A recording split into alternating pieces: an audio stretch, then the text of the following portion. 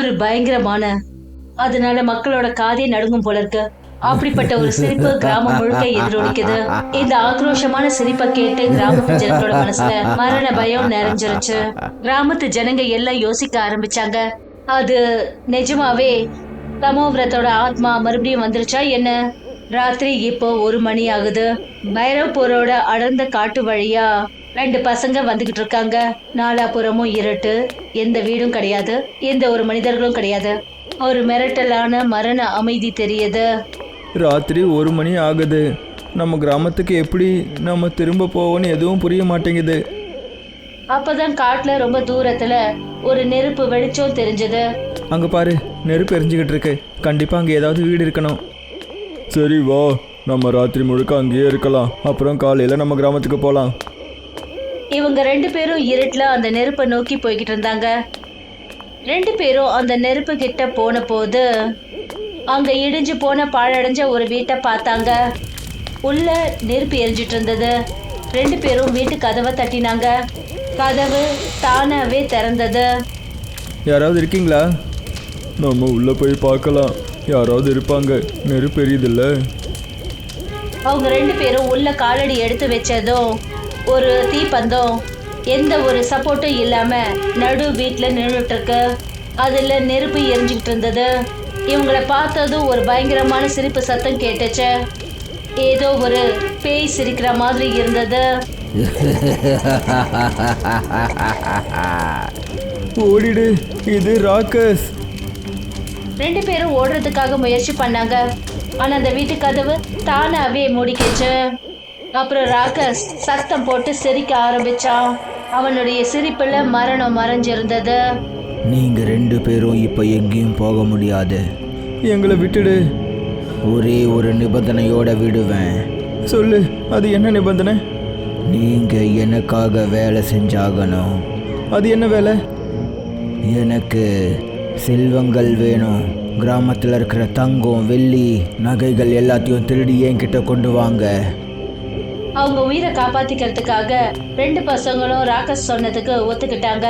ராக்கஸ் கூட ஏதோ அவங்க 2 பேரும் அவனுக்கு ஒரு அடிமை போல அவனை பின்தொடர்ந்து கிராமத்தை நோக்கி போய்கிட்டு இருந்தாங்க. முன்னாடி ராக்கஸ் போறான், பின்னாடி இவங்க 2 பேரும். 2 பசங்களும் கிராம வீடுகள்ல திருட ஆரம்பிச்சாங்க. தங்கம், வெள்ளி, பணம் எல்லாத்தையும் திருடி ராக்கஸோட கையில ஒப்படைச்சாங்க.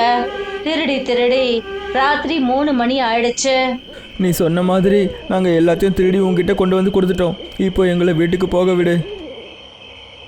இதை கேட்டதும் ராக்கஸ் கொடூரமா சிரிக்க ஆரம்பிச்சான். இதை கேட்டதும் உடம்புல இருக்கிற ரோமெல்லாம் நடுங்க ஆரம்பிச்சது. இன்னும் நிறைய வேலை பாக்கி இருக்கு. இன்னும் வேற என்ன வேலை? வாங்க, வந்து என் வயல்ல வேலை செய்யுங்க. என்னோட பயிரெல்லாம் காஞ்சிக்கிட்டு இருக்கு. ராக்கஸ் அந்த 2 பசங்களையும் தன்னோட வயலுக்கு கூட்டிட்டு போனான். அங்க மரணம் அவங்களுக்காக காத்துக்கிட்டு இருந்தது. பாருங்க, என்னோட விளைச்சல் காஞ்சிக்கிட்டு இருக்கு. தண்ணி வேணும். போங்க, பக்கத்தில் இருக்கிற நதியிலேருந்து தண்ணி எடுத்துகிட்டு வந்து இதில் ஊற்றுங்க. ராக்கஸோட உத்தரவுப்படி 2 பசங்களும் தண்ணீரை எடுத்துட்டு வந்து வயல்ல பாய்ச்சினாங்க. சோர்ந்து போனாங்க, உடைஞ்சு போனாங்க. ஆனா ராக்கஸ் அவங்கள சும்மா விடவே இல்லை. அந்த அளவுக்கு வேலை செஞ்சாங்க. அவங்களோட உயிரே போயிடும் போல இருந்தது. ஆனாலும் ராக்கஸ் அவனுடைய கொடுமைகளை நிறுத்தல. ஏன் இவ்வளோ குறைவான தண்ணி எடுத்துட்டு வரீங்க? உங்களுக்கு உங்க உயிர் மேல ஆசை இல்லைன்னு நினைக்கிறேன். ராக்கஸ் அவங்கள இன்னும் தண்ணி கொண்டு வர சொல்லி உத்தரவிட்டான். 2 பேரும் ரொம்பவே சோர்ந்து போயிட்டாங்க. கடைசியில அவங்க 2 பேரும் மயங்கி கீழே விழுந்தாங்க. எழுந்துங்க, எழுந்துங்க, இன்னும் நிறைய வேலை பாக்கி இருக்கு. என்னோட விளைச்சல் எல்லாம் நாசமாயிக்கிட்டு இருக்கு.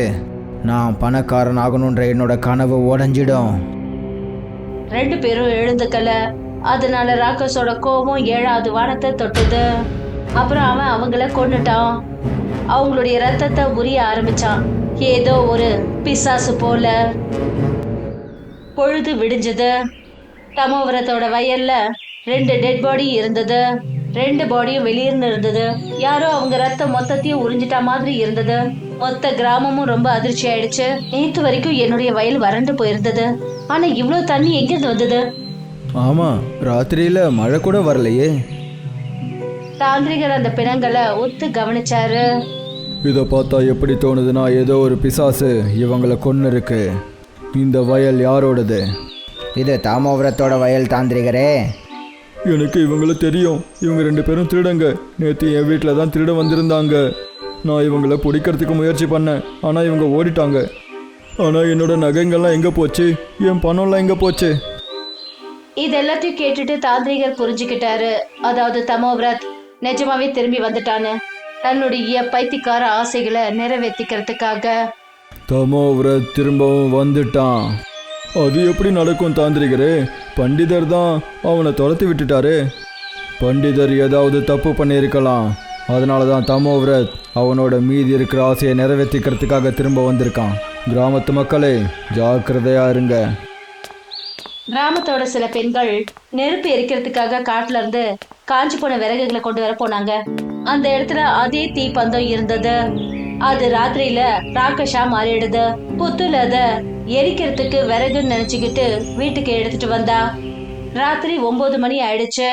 வீட்டுல எல்லாரும் சாப்பிட்டுக்கிட்டு இருந்தாங்க. அப்பதான் புத்தூருக்கு வீட்டுல எரிஞ்சிட்டு இருக்கிற தீப்பந்தம் கண்ணுக்கு தெரிஞ்சது. ஐயோ, வீட்டுல தீ பத்திக்குச்சுன்னு நினைக்கிறேன். கிட்ட போய் பார்த்த போதுதான் தெரிஞ்சது, மத்த காஞ்சி போன கட்டைகள்ல நெருப்பு இல்ல. ஆனா ஒரே ஒரு விறகுதான். அதுலதான் நெருப்பு எரிஞ்சுக்கிட்டு இருந்தது.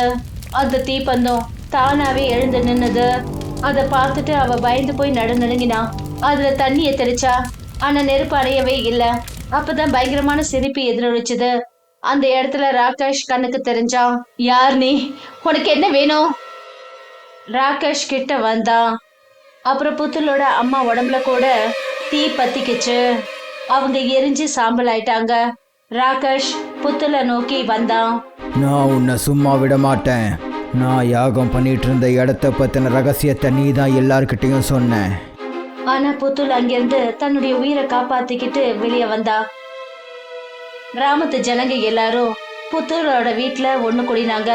அப்புறம் அவளோட அம்மாவோட எரிஞ்சு போன பாடிய பாத்துக்கிட்டு இருந்தாங்க. தாந்திரிகரே, நேத்து காட்டுல இருந்து சில விறகுகள் கொண்டு வந்தேன். அதுல ஒரு கம்பு மட்டும் திடீர்னு எரிய ஆரம்பிச்சது. அது தானாவே நெருங்கி வந்தது. அப்புறம் ஒரு பயங்கரமான சிரிப்பு சத்தத்துல அது எங்க அம்மாவை கொன்னுடுச்சு. புரிஞ்சிடுச்சு. அதுதான் ராக்கஸ். தமோவிரத் இப்போ ராக்கஸ் ரூபத்துல திரும்பவும் வந்திருக்கான். ஆனா நான் அவனை மந்திரங்களால கட்டி போட்டு வச்சிருந்தேன். அவனுக்கு இறுதி சடங்கு பண்ணும்போது அக்னி தண்டத்தை எரிச்சிட்டிங்களா? இல்லை, நான் அதை எரிக்க மறந்துட்டேன். சாஸ்திரத்தில் எழுதப்பட்டிருக்கு, ஒருவேளை அக்னி தண்டத்தை எரிக்கலைன்னா அப்புறம் அது ராக்கஸா மாறிடும். அதிலிருந்து தப்பிக்கிறதுக்கு என்ன வழி இருக்கு தாந்திரிகரே? அந்த ஆத்மா மறுபடியும் வந்தா கிராமத்தில் தண்டோராவை ஒழிக்க விடுங்க.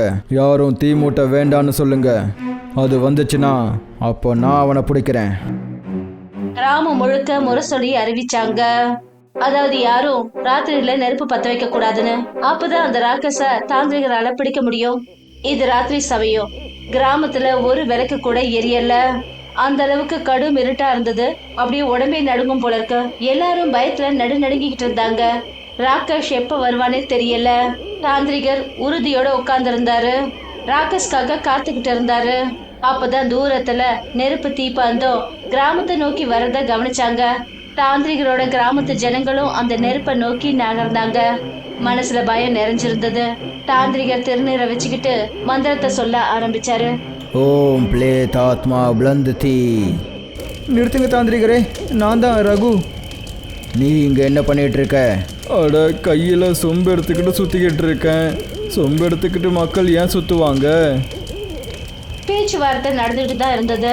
அப்பதான் காட்டுல இருந்து ராகேஷ் அவங்கள நோக்கி ஓடி வந்துட்டு இருந்தான். அவன் ரகுவை வந்து தாக்கினான். ரகு ஒரு லோட்டா தண்ணியை வச்சு அந்த நெருப்பு அணைச்சான்.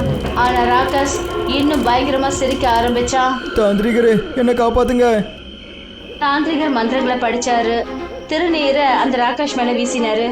ராகேஷ் கோபத்துல தாந்திரிகர் மேல பாஞ்சான். 2 பேருக்கும் நடுவுல பயங்கரமான சண்டை நடந்துட்டு இருந்தது. கடைசியில தாந்திரிகர் ஒரு மந்திரத்தை படிச்சு ராகேஷ் மேல தண்ணீரை தெளிச்சாரு. அதனால தீப்பந்தத்தோட நெருப்பு அணைஞ்சு போயிடுச்சு. அப்புறம் அது தரையில போய் விழுந்தது. தாந்திரிகர் அந்த தீ கம்ப கிராமத்துக்கு எடுத்துட்டு வந்தாரு. கிராமத்து ஜனங்க சந்தோஷத்துல துள்ளி குதிச்சாங்க. நீங்க எல்லாரும் எதுக்கு சந்தோஷப்படுறீங்க? தாந்திரிகரே, இப்போ கிராமத்து மக்களுக்கு இந்த ராகஸ் கிட்ட இருந்து விடுதலை கிடைச்சிருச்சுல்ல? இல்லை, இந்த அக்னி தண்டத்தை எரிக்கிற வரைக்கும் கண்டிப்பாக விடுதலை கிடைக்காது. அப்படின்னா இது இப்போவே எரிச்சிடலாம்ல? இந்த அக்னி தண்டத்தை சுலபமாலாம் எரிச்சிட முடியாது. இதை தமோ விருத்தை எரிக்கிற அந்த நெருப்பில் மட்டும்தான் எரிக்க முடியும். ஆனால் அவனை எரிச்ச நெருப்பு தான் அணைஞ்சிடுச்சு. இப்போ இதை எப்படி எரிக்கிறது? தமோ விரத்தோட பொம்மையை செஞ்சு அவனுக்கு மறுபடியும் இறுதி சடங்குகளை நம்ம பண்ணி ஆகணும். அதோடு சேர்த்து தான் இந்த அக்னி தண்டத்தையும் எரிக்கணும்.